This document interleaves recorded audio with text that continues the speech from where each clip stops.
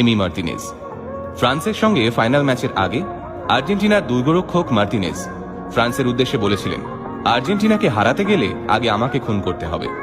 অথচ এই মুহূর্তে বিশ্বের সবচেয়ে আলোচিত গোলকিপার মার্টিনেজ আর্জেন্টিনার হয়ে মাত্র 25টি ম্যাচ খেলেছেন। আগে হ্যাঁ, মাত্র 25টি ম্যাচ খেলেই তিনি আর্জেন্টিনাকে বিশ্ব চ্যাম্পিয়নের খেতাব জিতিয়ে দিলেন।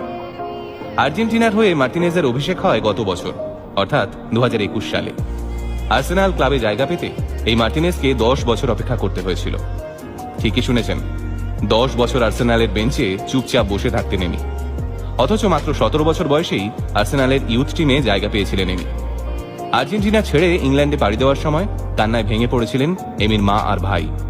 বারবার বলছিলেন, আমাদের ছেড়ে এত দূর যাস না।